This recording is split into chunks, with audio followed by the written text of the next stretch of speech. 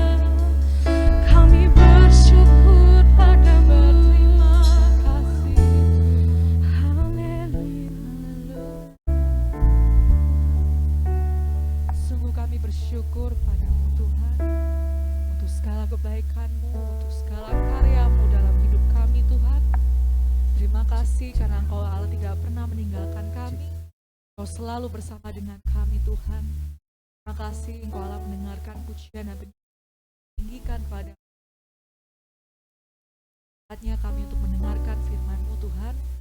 Mohon padamu Engkau berkati setiap hati kami Tuhan, sehingga kami siap untuk menerima Tuhan-Mu. Saatnya kami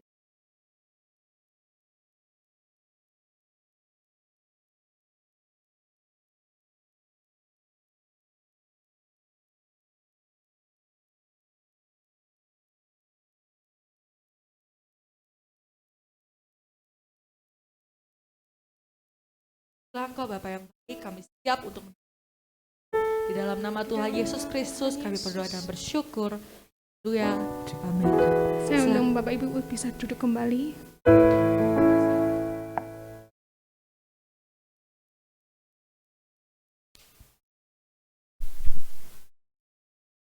Shalom, selamat pagi Bapak Ibu yang terkasih dalam Yesus, saudara-saudaraku. Puji Tuhan, ayo lambaikan tangan saling menyapa satu sama lain. Puji Tuhan, yang di rumah tetap sukacita ya, tetap ada hadirat Tuhan di sana, amin. Kita harus membiasakan diri beribadah secara onsite dan online. Dua-duanya adalah ibadah yang penting, saudara. Yang terpenting adalah saudara selama mengikuti ibadah, saudara juga beribadah dengan sungguh-sungguh. Oke? Yang di rumah karena saya tidak bisa melihat aktivitas saudara, ya fokuslah untuk beribadah, bukan melakukan aktivitas yang lain ya. Saudara tidak bisa beribadah sambil nonton TV atau dengar radio ya. Atau yang muda-muda beribadah sambil mainan game, nggak bisa.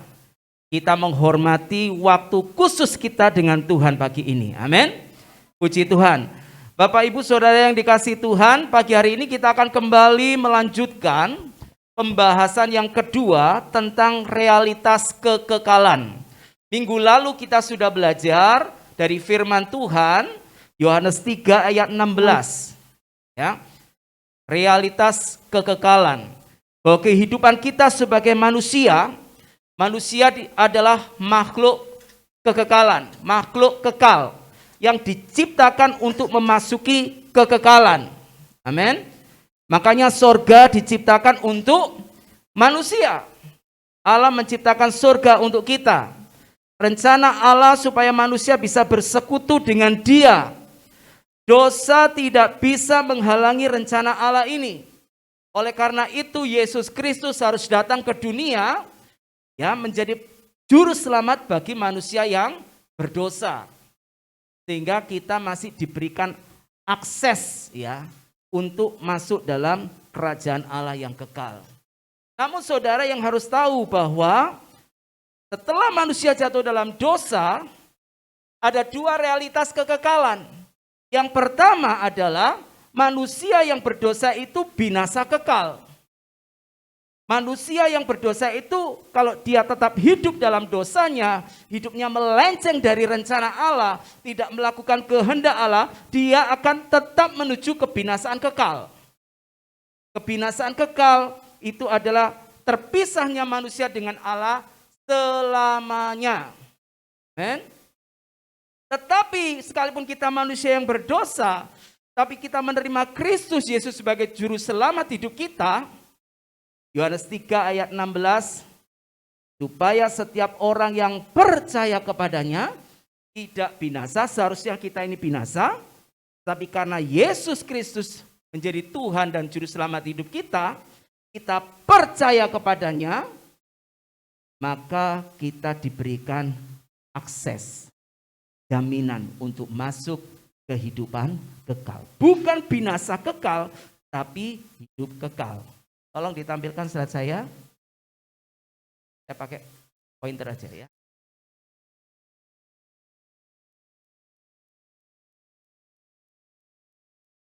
Salah.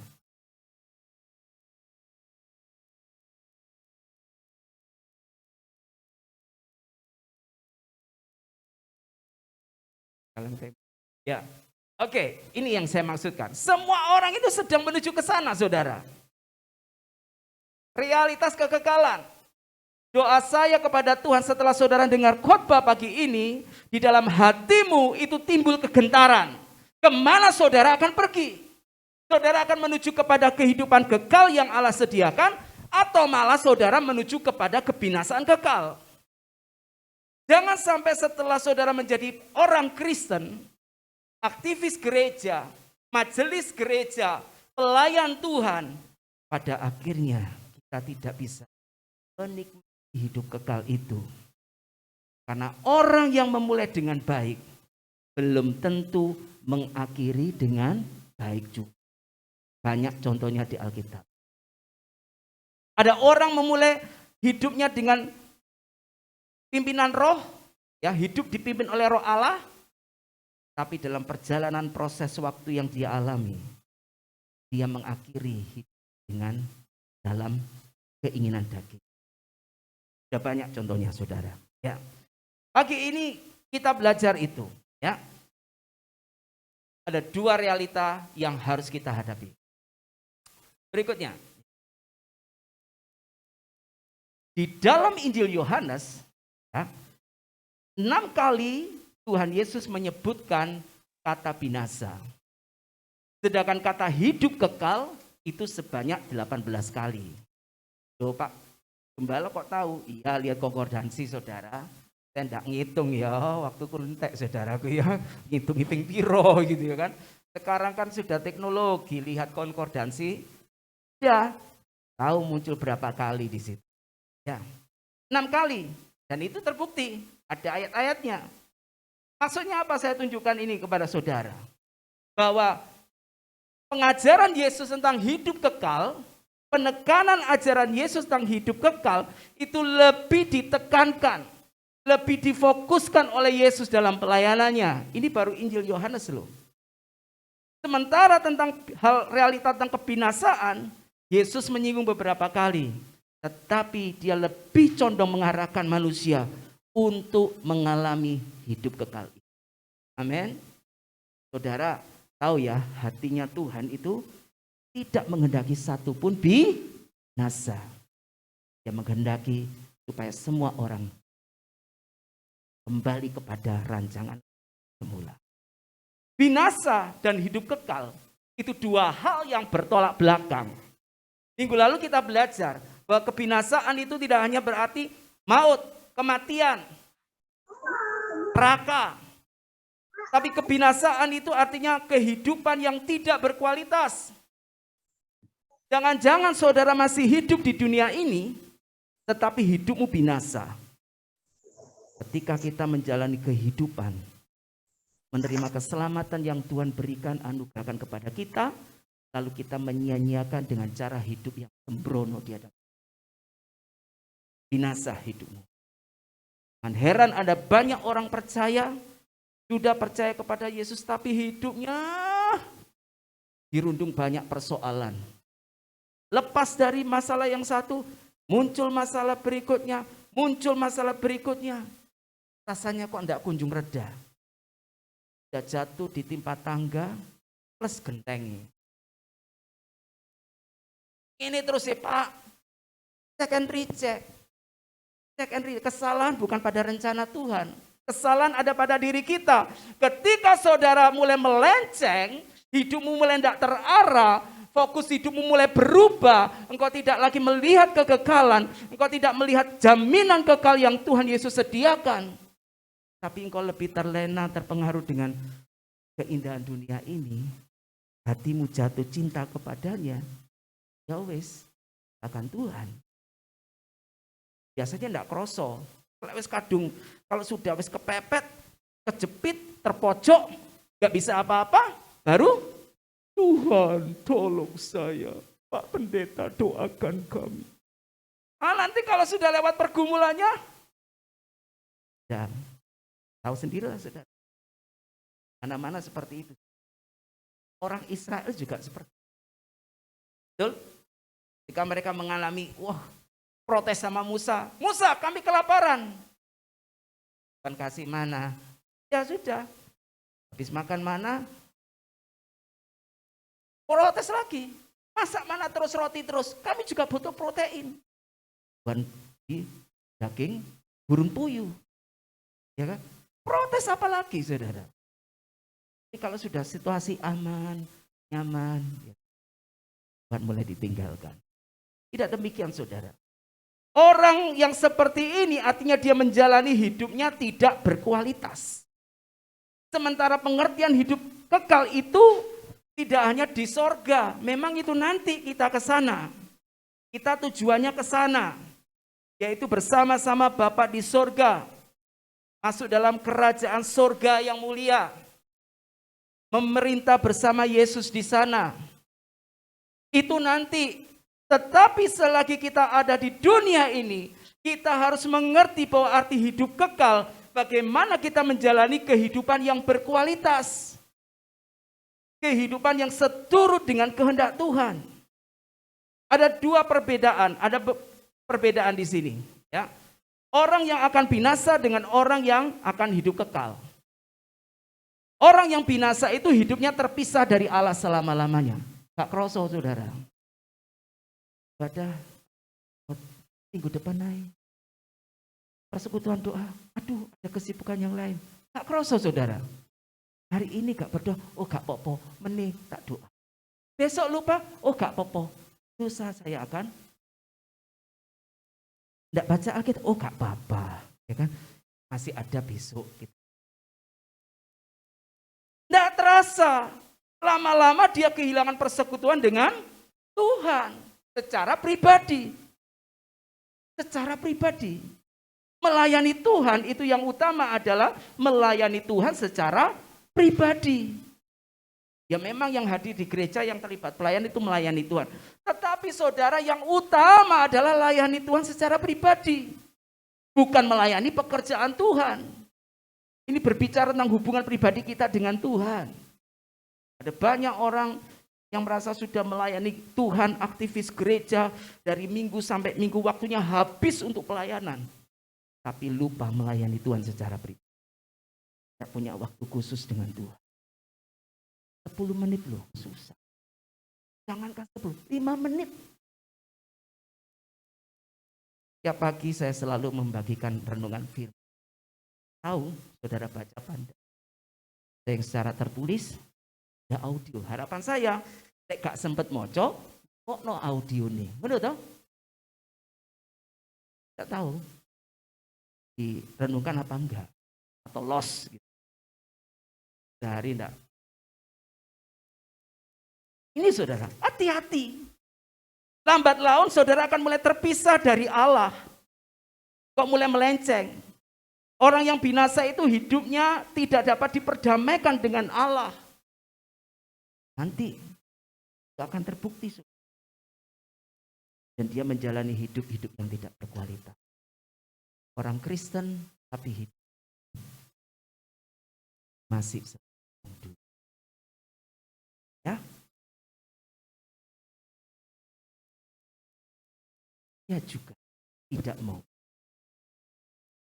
Tuhan Yesus tidak berubah. Saya juga. Tuhan Yesus tidak berubah sama selama-lamanya gitu kan. Saya juga tidak mau berubah. Iki aku, Pak. Aku iki yo koyok ngene, Pak. Ngomongku yo kasar. Iki aku. Seperti ragu di era 80. Aku masih seperti yang dulu. Sudah hamba Tuhan, pendeta, pelayanan khotbah sana sini. Tapi saudara, masih saja monster hidup liar. Tuhan tidak berkata. Sebaliknya orang yang akan hidup kekal, dia hidupnya berkualitas tinggi. Dia menjalani hidupnya sesuai dengan apa yang menjadi rencana Tuhan dalam hidupnya. Dia tidak sembrono, tidak sembarangan. Memang Alkitab ini tidak menulis secara detail daftar dosa, saudara. Kalau semua dosa ditulis di sini, nggak cukup Alkitab ini. Injil ini berita keselamatan. Memang disinggung tentang dosa, tetapi juga tidak mendetail. Loh Pak, kan nggak ada di Alkitab, Pak. Jangan ini, nggak ada. Jangan ini, nggak ada di Alkitab. Nggak boleh dong.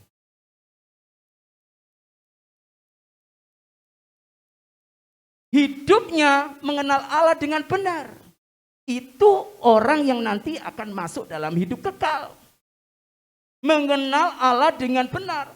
Bukan seorang penggemar, fans, tapi pengikut dan murid Kristus. Banyak orang Kristen itu hanya sampai pada penggemar. Saya pernah bahas ini dalam khotbah beberapa waktu yang lalu. Tahun yang lalu. Bukan penggemar, tapi pengikut Yesus. Masih ingat itu? Kalau sudah lupa, tak ulangi lagi ya. Jadi jangan puas saudaranya penggemar Yesus. Banyak orang menggemari Yesus, mengagumi Yesus, penuh hasrat ingin ketemu Yesus. Tapi bukan untuk belajar dari Yesus. Bukan menjadi pengikut Yesus. Murid Yesus. Mereka hanya ingin makan roti mujizat. Mereka hanya ingin minum anggur mujizat. Mereka hanya ingin menonton, melihat sakit disembuhkan.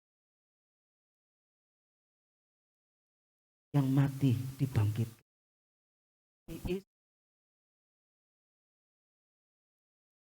Itu.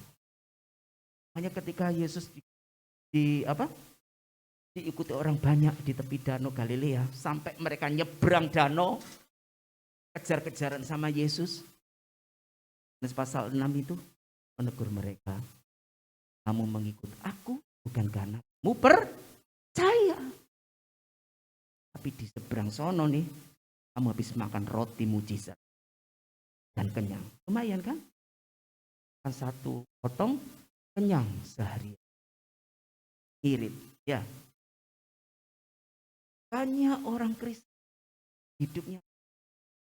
Dan sadari saudara, kalau hidupmu terus-menerus seperti itu, kerohanianmu tidak meningkat, levelmu nggak naik, the next level in Christ, engkau nggak naik, engkau nggak bertumbuh secara rohani, hati-hati, bukan hidup kekal ya. Yohanes 17 ayat 3, ini ayat kunci kita.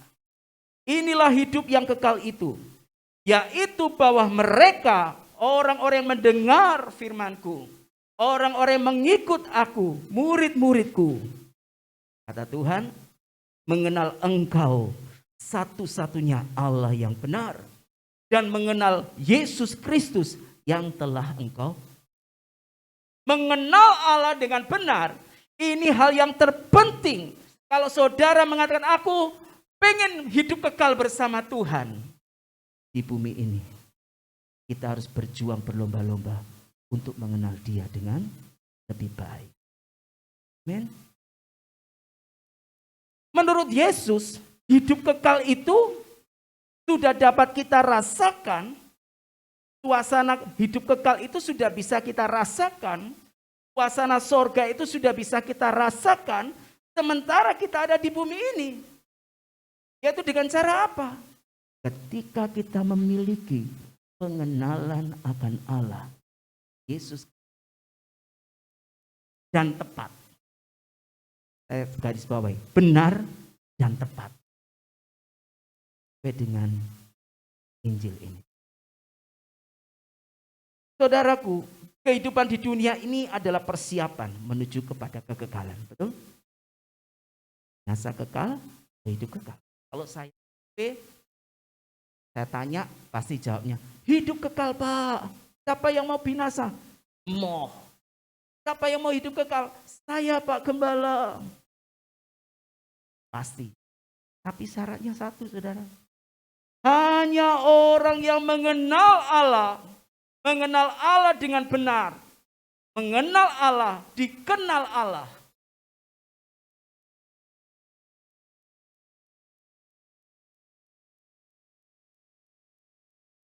Penting saudara. Minggu lalu saya sampaikan, iman itu ada 3 dimensi. Dimensi yang pertama, keyakinan terhadap karya Kristus yang dikerjakan 2000 tahun yang lalu dengan sempurna. Selesai. Lagi korban penghapus dosa. Karena Yesus sudah di atas kayu salib. Korbanannya sempurna. Dimensi yang pertama. Ini baru sampai kepada persetujuan pikiran kita, keyakinan dalam hati dan pikiran. Tetapi yang kedua, orang yang beriman itu adalah orang yang punya kesediaan, kerelaan untuk mengenal Allah. Imanmu hanya jangan sampai batas itu, saudara. Percaya Yesus batasannya cuma sampai di situ. Kali-kali saya sampaikan Roma 10 ayat 9-10 itu jangan dimaknai tanpa melihat konteks. Kalau saudara belajar Alkitab tidak melihat konteks Alkitab, lihat teks tanpa konteks, itu jadi kotek-kotek. Kotek ya kayak gitu. Kalau firman tidak lihat konteksnya, asal comot ini. Hanya engkau memberkati aku beri. Memperluas wilayahku, menjauhkan aku dari sakit. Doa. Ini terjadi. Lihat konteksnya. Kenapa Yabes menaikkan doa seperti ini? Pertanyaan saya buat saudara. Apakah pengorbanan Yesus tidak cukup mampu memberkatimu? Halo? Karya keselamatan di dalam Yesus apakah belum sempurna? Sempurna. Yabes itu hidup dalam penderitaan. Dalam Taurat. Secara kita ini hidup dalam karunia anugerah Allah. Hidup dalam kasih karunia itu enak, yoga enak, saudara. Tuntutannya jauh lebih berat dibanding hidup di bawah Taurat. Tak omongi sampean. Hidup di bawah Taurat itu masih lebih ringan dibanding saudara hidup di bawah kasih karunia. Karena Taurat mengajarkan mata ganti mata, gigi ganti gigi. Yesus mengajarkan kasihilah musuhmu. Sampean. Kalau kamu ditampar pipi kirimu, berikanlah pipi kananmu. Siapa yang bisa melakukan itu? Saudara tidak memiliki kasih Kristus, tidak bisa saudara mengampuni orang yang sudah menyakiti hati. Kasih karena Allah lebih dulu mengasihi. Orang yang telah menyakiti hati kita sedalam, waduh sakitnya sudah sampai di sini Pak. Seloro hatiku Pak. Sampai mati saya tidak akan mengampuni. Lebu neraka sampean. Engkau sampai mati, kau tidak melepaskan pengampunan untuk orang yang menyakiti hatimu, masuk neraka sampean. Tuhan pendetamu gak mati. Tuhan, tempatkanlah dia di sisi kananmu. Enggak mengampuni kok. Mati dengan kepahitan hati. Masih nyimpen dendam. Masuk neraka sampean. Neraka bukan seorang, karena tidak ada pendendam, tidak ada pembenci. Betul? Alkitab katakan siapa yang membenci sesamanya dia adalah pembunuh manusia. Hati ngomong begini ini firman Tuhan loh ya. Jadi beriman itu kesediaan untuk berusaha mengenal pribadi Allah. Dan ini membutuhkan sebuah perjuangan. Makanya Yesus katakan hidup kekal itu bukan hanya serta-merta saudara masuk surga menikmati kemuliaan Tuhan. Oh kita akan pujian penyembahan 24 jam nonstop bersama malaikat di surga. Nyanyi-nyanyi tok nanggoni surga. Oh haleluya. Kudus, kudus, kudus. Saudara, di surga itu akan loh. Di surga itu tidak hanya nyanyi-nyanyi nyembah Tuhan 24 jam. Surga kita itu memerintah bersama Yesus. Apa yang dilakukan sama Yesus? Minggu depan. Pas tentang kenaikan Yesus, saya bahas tentang surga. Minggu depan. Ya, kenaikan Yesus. Kita bahas tentang surga itu seperti apa. Saudara bayangkan surga seperti bayangan-bayangan yang lain saudara. Dari bidadara siap melayani saya. Saudara, surga, tapi syurga. Ya, jadi beriman itu dimensi kedua itu kesediaan untuk mengenal Allah. Makanya di Yohanes 17 Yesus katakan, mengenal engkau Allah yang benar, mengenal Yesus Kristus yang engkau utus, itulah hidup kekal.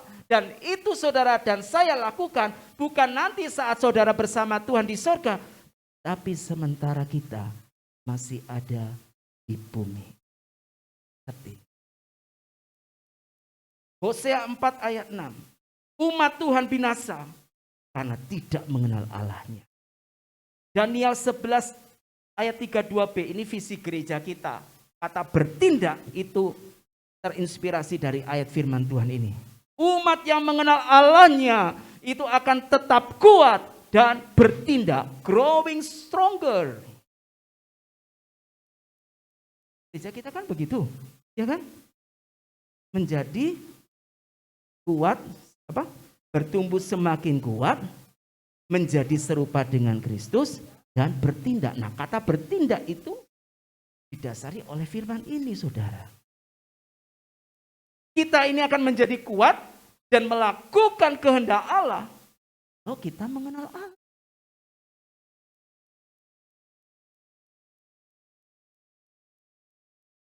Kita bisa pergi beritakan Injil, bersaksi menjadi saksi Tuhan. Kalau kita mengenal Allah, maka kita mengenal isi hati Tuhan. Dan isi hati Tuhan, kerinduan hati Tuhan adalah supaya setiap orang tidak ada yang binasa.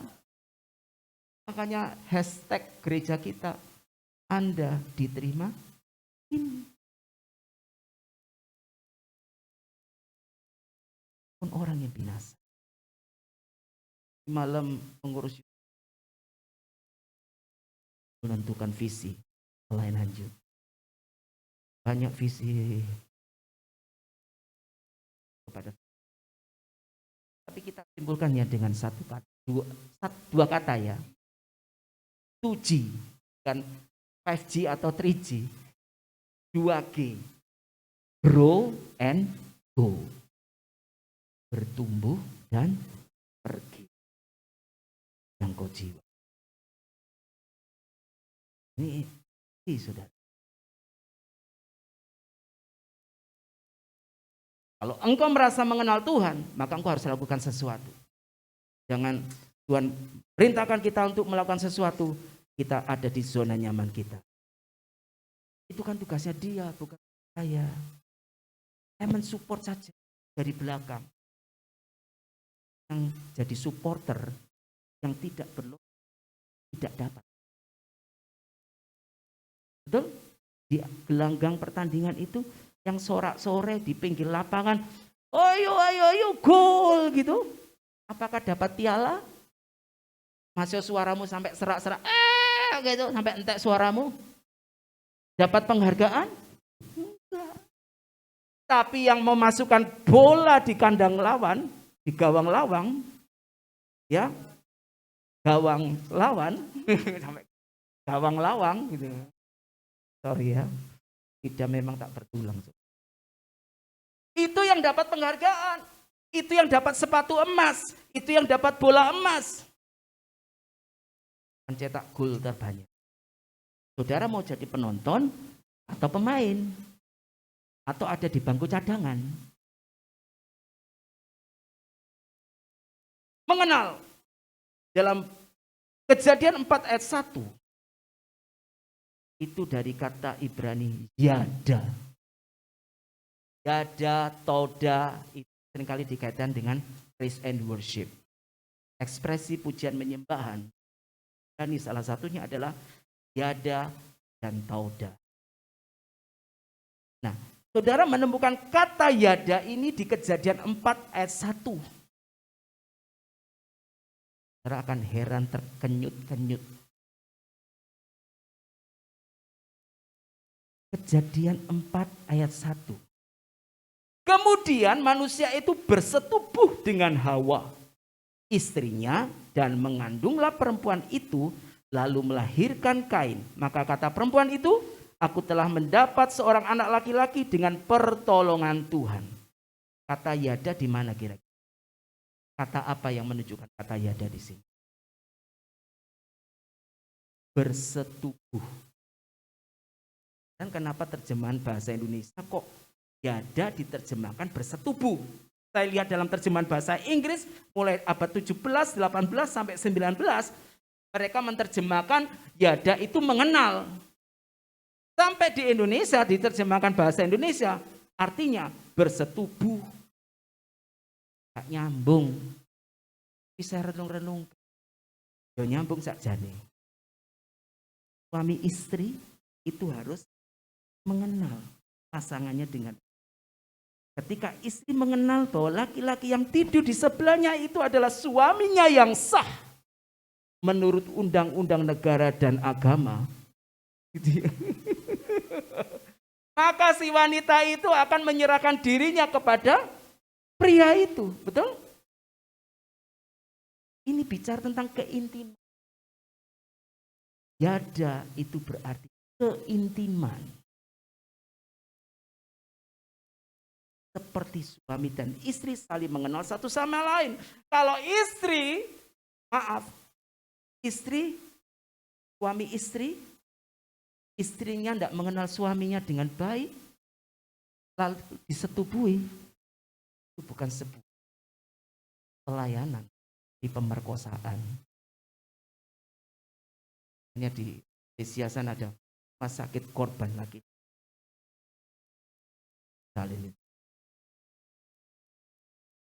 Ngerti ya? Jadi yada itu artinya keintiman. Keintiman saya lihat di dalam Kamus Besar Bahasa Indonesia, keintiman itu artinya mesra, akrab, karib, erat, dekat. Ini menurut KBBI. Saya gak percaya. Intim itu artinya mesra. Apakah saudara memiliki hubungan yang seperti itu? Tuh. Ini aku.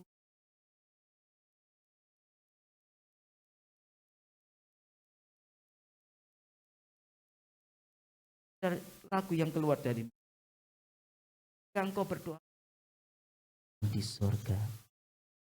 Palanmu. Sebutan Bapa, Pater dalam bahasa Yunani. Kamu Pastor. Bapa, Pater. Yesus memperkenalkan Allah itu sebagai Bapa. Dia mengajarkan doa Bapa. Bicara tentang sebuah hubungan.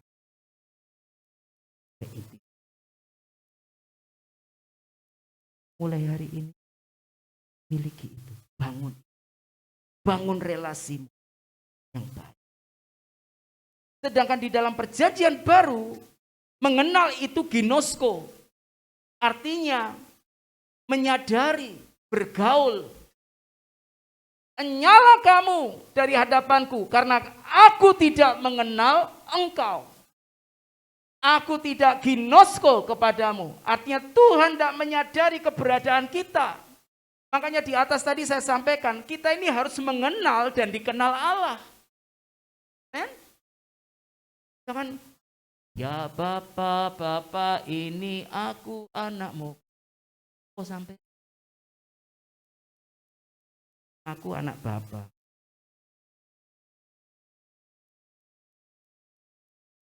Menyenangkan.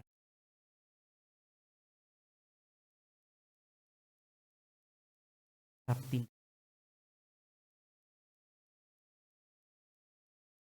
Orang suami bersama bojoku, setan kalah jahat. Kan nang omahku gak ono setan. Kali wedi ambek bojoku. Lek ngomong waduh gitu. Ada seperti. Ya demikian juga istri. Pokoknya apa yang diomongkan suamiku saya ikuti.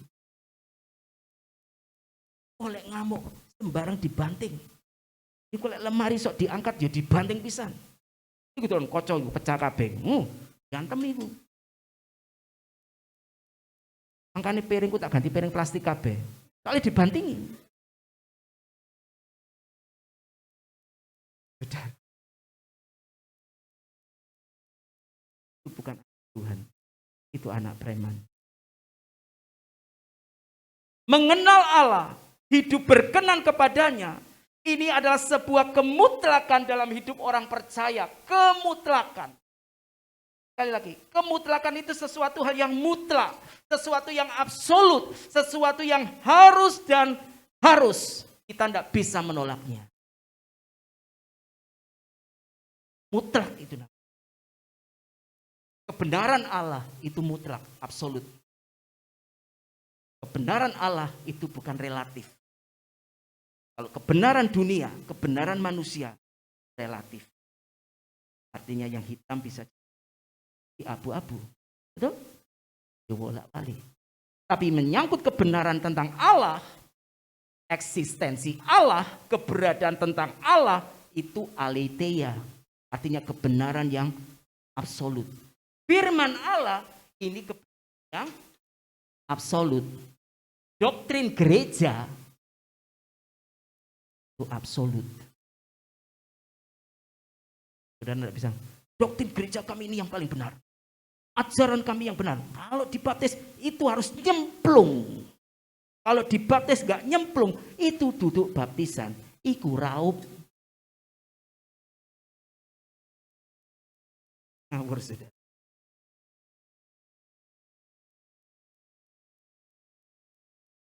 Atau celup atau diprat. Tapi kehidupan saudara setelah mengaku diri.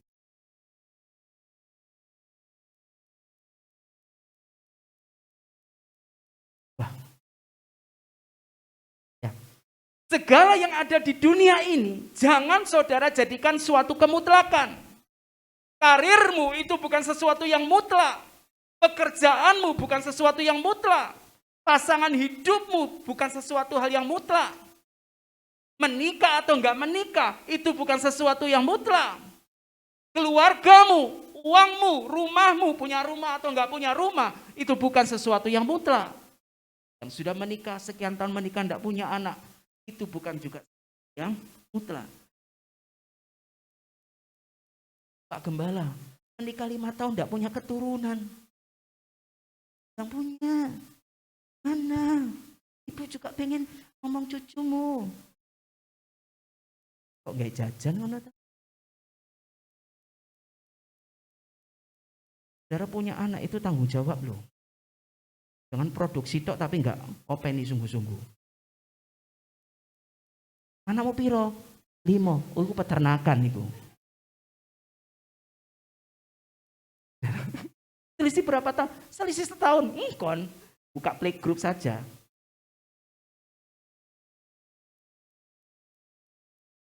Hanya mengenal Tuhan, hidup berkenan kepada Tuhan, itu adalah kemutlakan yang ada pada diri kita. Orang percaya yang sudah diselamatkan.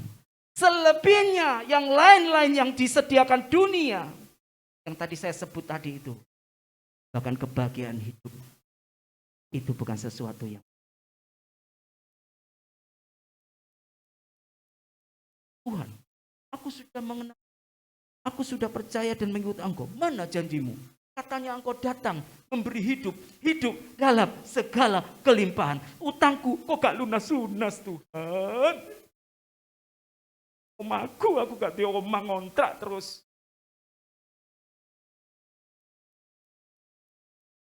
Seperti kan? Jangan ukur keselamatan jiwamu itu hanya dengan kemudahan-kemudahan hidup. Mengikuti Yesus itu bukan untuk cari kemudahan hidup. Makanya saya tidak suka ada Jesus beres semua. HJBS. Enak aja sampean. Sing utang kono Yesus sing kongkon nyaur. Tuhan, nyatakan mujizat. Besok tukang tagih itu datang supaya Tuhan kaburkan matanya, tidak bisa menemukan di mana rumah saya. Itu saudara. Sampai ada ibadah pembebasan hutang. Bawa nota-nota gaden, nota-nota apa ya. Bawa ke gereja, kita akan doakan sama-sama. Hutangmu lunas. Yang sakit, tensinya rendah ini, ya diagnosa dokter penyakit apapun, bawa hasil labnya, kita tumpang tangan. Sembuh. Darah tinggi normal kembali, gula darah normal kembali. Lek nyonyo lambene sampean mangan sembarangan yo. Mencobai Tuhan. Saya harus ngomong keras ini. Supaya jemaat di sini, saudara yang beribadah bersama kita, tidak salah persepsi arti mengikut Yesus itu bukan seperti itu. Amin.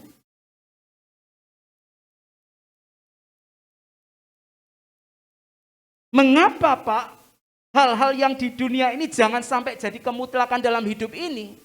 Karena kalau saudara dan saya menjadikan yang tadi saya sebutkan itu menjadi kemutlakan, karirmu, pekerjaanmu, pasangan hidupmu, menikah atau enggak menikah, punya keluarga atau enggak punya keluarga, itu jadi kemutlakan dalam hidup. Hidupmu akan dikendalikan oleh perkara-perkara itu. Betul? Untuk mengejar itu. Oh, lupa tujuan yang utama. Kenapa saudara diselamatkan? Saya ini bekerja. Bagian keluar. Betul. Dia harus bekerja. Jangan energimu, pikiranmu, hatimu hanya untuk itu sampai kau tidak punya waktu. Menyediakan waktumu, pikiranmu, hatimu, tenagamu untuk Tuhan. Dan pekerjaan. Ke sekolah, waduh sekolah Pak, saya perlu IPK yang tertinggi Pak, saya mau lulus dengan predikat summa cum laude. Kalau bisa summa cum laude. Wah gitu kan. Kayak game saudaraku ya, game summa itu ya. Akhirnya sampai, ayo fellowship youth. Aduh tugasku banyak Kak. Ayo. Begini. Saya sudah mengalami masa-masa seperti itu. Kita akan kehilangan kepekaan terhadap apa yang menjadi kehendak Tuhan, kehendak Bapa. Dan syarat utama orang bisa masuk ke dalam kerajaan Allah Bapa. Orang yang melakukan kehendak Bapa. Kalau sampai saudara dan saya tidak peka ini, kita tidak mungkin berkenan menyenangkan hati.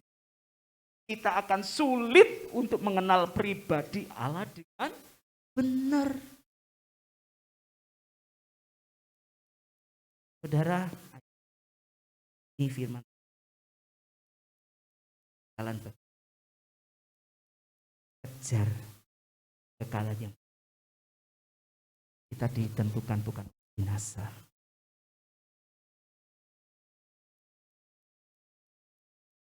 Jadikan keselamatan di dalam Yesus itu sebagai milikmu yang pasti. Bagaimana itu bisa menjadi kepastian Pak? Yaitu dengan cara kita melakukan apa yang Tuhan mau. Mengenal Allah Bapa. Mengenal Allah hanya ketika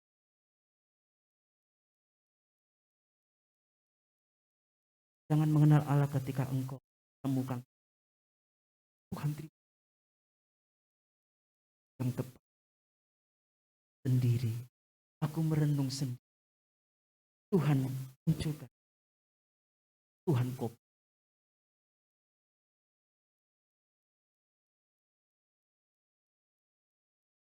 Temukan Tuhan di sana. Adakah Tuhan? Adakah engkau berjumpa dengan Tuhan ketika engkau harus melewati lembah air mata? Hari-hari ini, berapa hari terakhir? Misalnya, Radit.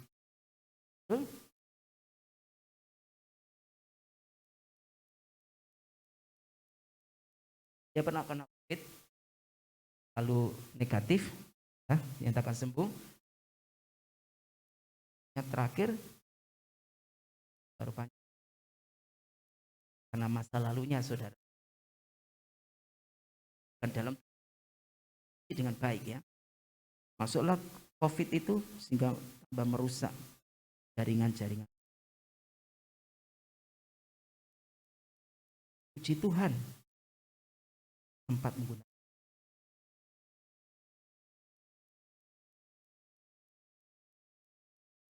Itu buat aku dan anak.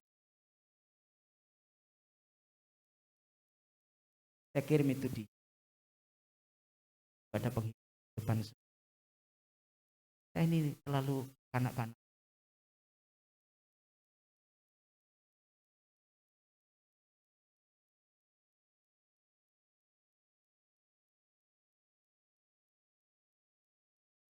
Punya pekerjaan yang baik, harus itu. Punya tabungan yang banyak, boleh. Kok jangan lupa, Tuhan harus dipermuliakan atas semua pencapaian yang engkau raih di dunia. Berkat dan kutuk itu bedanya. Berkat itu segala sesuatu yang membuat engkau dekat dengan Tuhan, itu berkat. Termasuk masalah, penyakit, kesukaran hidup, itu bisa menjadi berkat ketika engkau mulai mendekatkan, semakin dekat. Kutuk itu segala sesuatu yang bisa menjauhkan kita dari Tuhan, termasuk berkat secara jasmani. Keberhasilan, kebahagiaan hidup itu bisa menjauhkan engkau dari kutuk buat engkau. Mari saudara, ayo fokus kepada kekekalan yang sesungguhnya. Amin. Orang-orang yang mengenal Allah dengan benar, itu adalah orang-orang yang menjadi pengikut Kristus yang sejati. Bukan hanya penggemar Yesus. Tuhan memberkati.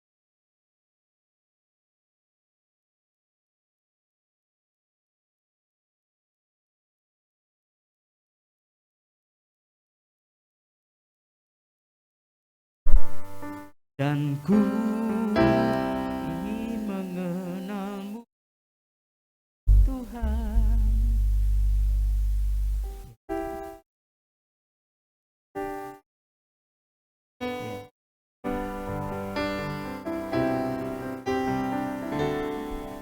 Dan ku ingin mengenalmu, Tuhan, lebih dalam dari semua yang ku kenal. Tiada kasih yang melebihimu. Ku ada untuk menjadi penyembahmu. Ku ingin mengenalmu,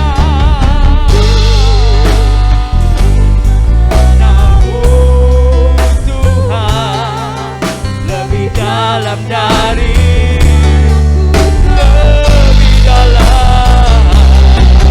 Tiada kasih yang melebihimu.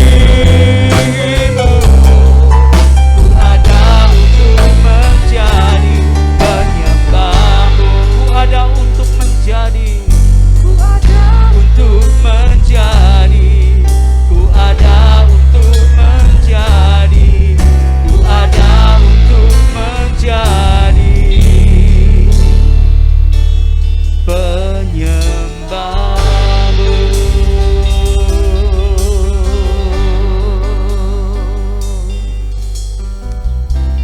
Kami bersyukur Bapa, kami diciptakan untuk hidup bagi kemuliaan Tuhan. Menjadi penyembah bukan hanya kami bisa menyanyikan lagu-lagu kidung gereja, kidung rohani, tetapi hidup kami adalah penyembahan. Hidup ini adalah ibadah kami kepada. Dan kami ingin menjadi bait Allah yang berkenan di hati. Selagi kami hidup di dunia yang sementara ini, biarlah kami tidak kehilangan fokus pandangan kami kepada kekekalan yang Tuhan sediakan dan janji. Hidup kekal bagi setiap orang yang percaya, yang menyerahkan hidupnya sungguh-sungguh kepada Engkau, yang menjadikan Tuhan Yesus menjadi Tuhan atas hidupnya, menjadi Raja atas hidup kami. Kau janjikan kepada kami kehidupan kekal. Bahkan tidak hanya sampai di sini. Sementara kami menantikan penggenapan janji itu, Ketika kami menjalani hidup di dunia ini Tuhan, biarlah kami berlomba-lomba untuk mengenal Engkau lebih baik lagi, lebih benar lagi. Kami mengenal pribadi-Mu, kami memiliki persekutuan pribadi dengan Engkau. Memiliki keintiman, kedekatan, keakraban dengan Tuhan. Sampai kehidupan Yesus itu nyata dalam hidup. Dan kehidupan kami yang diubahkan, itulah yang akan menjadi berkat. Itulah yang akan menjadi kesaksian bagi orang-orang di sekeliling kami yang belum diselamatkan. Sehingga kami pun bisa membawa mereka kepada Tuhan. Oh, kami rindu ini terjadi dalam hidup kami Tuhan. Kami tidak mau hanya jadi penggemar-Mu Tuhan.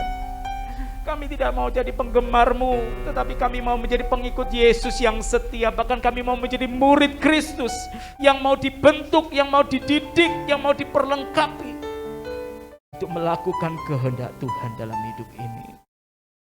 Terima kasih Bapa, terima kasih memberkati setiap kami anak-anak-Mu sudah mendengarkan kebenaran firman-Mu ini. Biarlah kami menjadi pelaku firman Tuhan yang setia. Dalam nama Tuhan Yesus, kami mengucap syukur. Amin.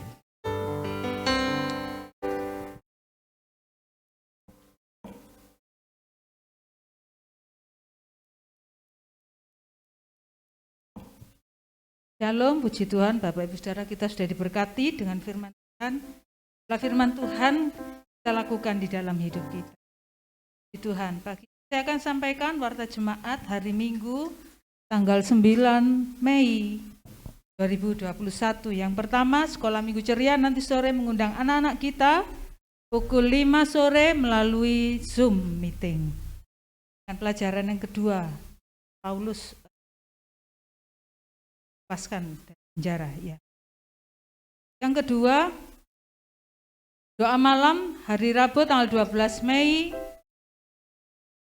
pukul 7:30, pemimpin penyembahan Ibu Cherry. Renungan akan disampaikan oleh Ibu Asifa. Ye. Yang ketiga, hari Kamis, saudara, hari Kamis tanggal 13 Mei 2021, Youth Victory Elim diliburkan karena bertepatan dengan Hari Raya. Terus hari Sabtu tanggal 15 Mei diadakan doa fajar pukul 5 pagi. Pemimpin penyembahan Bu Novi, renungan Saudari Siska. Wow, anak muda harus mulai bangkit ini ya. Nah, malam harinya diadakan latihan musik gereja pukul 7 untuk persiapan ibadah raya tanggal 11. Kemudian hari Minggu tanggal 16 Mei 2021 kita tetap beribadah dalam ibadah raya yang penuh sukacita, baik online maupun on-site. Pemimpin pujian Saudari Siska, singer Ibu Riris, firman Tuhan oleh Bapak Gembala, dan ibadah diadakan pukul 9. Terima kasih atas persembahan persepuluhan Bapak Ibu yang sudah diberikan untuk pekerjaan Tuhan. Tuhan Yesus memberkati. Kalau kita tetap rindu untuk melayani Tuhan dengan menabur, saudara bisa sampaikan lewat transfer rekening BCA atas nama Siska Ayuruli atau melalui Shopee Pay. Tetap dukung dalam doa setiap acara dan program gereja. Semuanya untuk pujian dan kemuliaan nama Tuhan. Kita terus bertumbuh di dalam. Tetap sehat, tetap jaga imun tubuh, tetap melayani Tuhan dengan roh yang menyala-nyala. Tuhan Yesus memberkati. Mari kita akan berdoa. Bapa, terima kasih, kami mengucap syukur pagi hari ini. Kami sudah mendengarkan kebenaran firman-Mu Tuhan. Biar kami untuk selalu memiliki kerinduan mengenal Engkau lebih dalam lagi. Seperti pujian tadi katakan, kami rindu mengenal-Mu Tuhan. Engkau yang mengenal kami rindu mengenal Engkau lebih lagi Tuhan. Dan kami percaya ketika kami memiliki kerinduan untuk mengenal Engkau, Engkau akan muncul seperti fajar. Engkau akan menampakkan, menunjukkan pribadi-Mu di dalam hidup kami. Terima kasih Bapa, supaya kami benar-benar memiliki penyerahan hidup kepada Engkau. Sebagai bukti kami percaya akan Engkau Tuhan. Terima kasih Bapa, Mengucap syukur padamu, berkati hamba-Mu Bapak Gembala yang sudah menyampaikan kebenaran firman-Mu. Tuhan, semakin tambahkan hikmat pengurapan dari Allah Roh Kudus. Engkau memberkati pekerjaan, Engkau memberkati pelayanannya di dalam nama Tuhan Yesus. Terima kasih Bapak, demikian juga setiap kami jemaat-Mu, biarlah kami semakin bertumbuh di dalam Engkau, di dalam pengenalan yang benar akan Engkau. Tuhan Yesus, kami mau menyerahkan hidup kami kepadamu Tuhan. Kami mau berpusat, berfokus akan kemutlakan di dalam Engkau Tuhan Yesus, bukan pada dunia ini. Terima kasih Bapak. Pagi ini kami berdoa untuk bangsa kami Indonesia Tuhan. Tetap mohon penyertaan perlindungan-Mu atas bangsa kami. Kami berdoa Tuhan buat saudara-saudara kami yang muslim yang akan merayakan hari raya Tuhan. Kami berdoa supaya Tuhan benar-benar saudara kami semua masyarakat Indonesia mematuhi peraturan pemerintah dengan sungguh-sungguh. Melakukan protokol kesehatan dengan baik Tuhan. Kami tidak mau terjadi adanya klaster-klaster baru dari penyebaran COVID-19. Sebab itu Tuhan, mari Engkau memberikan hikmat, Engkau memberikan pertolongan-Mu untuk bangsa kami, masyarakat Indonesia menyadari betapa pentingnya menjaga kesehatan, betapa pentingnya untuk bisa memutus mata rantai dari penyebaran COVID-19 ini supaya pandemi ini dapat segera berakhir. Bapak, kami serahkan ke dalam tangan kuasa-Mu, Tuhan berikan hikmat, Tuhan berikan kekuatan atas pemerintahan kami, atas kepolisian TNI yang membantu untuk menjaga keamanan bangsa ini. Tuhan berkati dengan kekuatan, Tuhan berkati dengan hikmat di dalam nama Tuhan Yesus. Biarlah setiap mereka mengerjakan dengan sukacita apa yang menjadi tanggung jawab, bukan dengan keluh kesah tetapi dengan sukacita, dengan penuh tanggung jawab di dalam nama Tuhan Yesus. Terima kasih Bapak. Kami menyerahkan juga kota Surabaya dalam perlindungan Tuhan. Bersyukur kalau sudah mulai baik, tetapi kami tetap berdoa Tuhan supaya Surabaya tetap ada dalam keadaan yang baik, kota yang sehat, tidak ada lagi penyebaran COVID-19, makin menurun, semakin berkurang di dalam nama Tuhan Yesus. Terima kasih Bapak. Kami mengucap syukur, kami serahkan semuanya ke dalam tangan kuasa-Mu. Berkati jemaat-Mu dengan kesehatan yang baik, kekuatan yang dari Tuhan, supaya kami dapat tetap memuliakan nama Tuhan.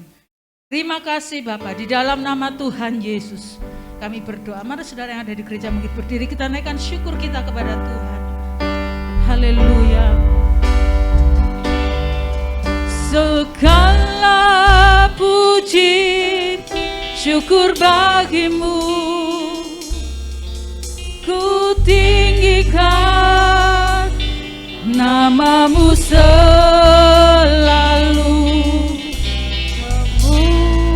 Kemuliaan hanya bagi-Mu, terpujilah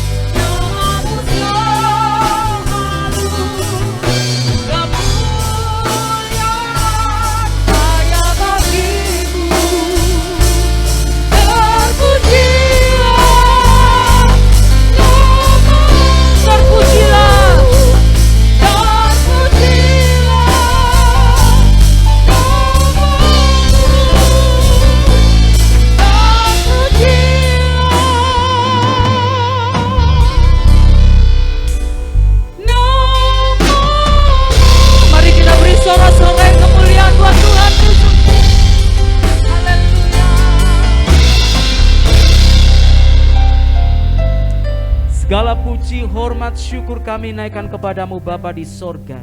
Buat penyertaan pimpinanmu dalam ibadah pagi hari ini. Terima kasih Tuhan. Buat hamba-hamba Tuhan yang sudah melayani Engkau di bidang mereka pagi ini. Tuhan Yesus memberkati pelayanan kehidupan pribadi mereka. Buat jemaat Tuhan dan saudara-saudara seiman yang ada di gereja maupun yang di rumah yang sudah beribadah bersama kami pagi ini, kami percaya tidak ada satupun yang terlewati oleh berkat anugerah keselamatan yang daripada Tuhan Yesus. Dan kami akan sebentar berpisah satu sama lain, kami akan kembali ke rumah kami yang ada di gereja ataupun melanjutkan aktivitas kami hari ini. Biarlah hidup kami selalu mendatangkan kemuliaan bagi nama-Mu. Kami angkat hati kami kepadamu Tuhan, biarlah Engkau mencurahkan berkat-Mu atas setiap anak-anak-Mu yang Kau kasihi. Bapak Ibu Saudaraku yang dikasihi Tuhan Yesus, terimalah anugerah sukacita damai sejahtera dari Allah Bapa yang mengasihi kita, cinta kasih di dalam Tuhan Yesus Kristus Juru Selamat kita, Kepala Gereja yang kudus dan agung itu, persekutuan, penyertaan, penghiburan oleh karena Roh Kudus, kiranya menyertai hidupmu mulai hari ini sampai Tuhan datang kedua kalinya. Terimalah berkat Tuhan ini dengan penuh ucapan syukur. Di dalam nama Tuhan Yesus kami berdoa. Amin.